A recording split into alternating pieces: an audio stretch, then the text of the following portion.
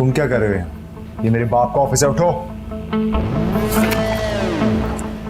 ये सिर्फ तुम्हारे बाप का नहीं, मेरे बाप का भी ऑफिस है। अच्छा, ये तूने नई स्टोरी चलाई है कि ये तेरे भी बाप का ऑफिस है? अगर अपना बाप इतना ही याद आ रहा है तो उसकी कब्र पर क्यों नहीं चला जाता? काल सर, आपको कुछ चाहिए?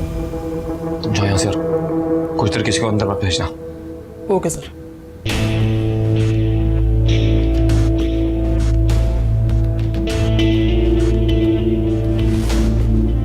रुको, तुम्हें गाड़ी वापस चाहिए। जिस तरह शर्त में मैं जीता था वैसे ही तुझे वापस मिलेगी। बात क्या है, साफ साफ बोल। उस लड़की का पीछा छोड़ दे, मैं तुझे गाड़ी वापस कर दूंगा।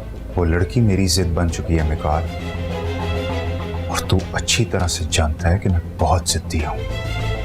देख लेना, मैं गाड़ी भी लूंगा और लड़की भी। और हाँ, अगर तुझे ये लगता है कि मैं तेरी शादी अपने बहन से होने दूंगा तो याद रख ले, मैं ऐसा कभी नहीं होने दूंगा।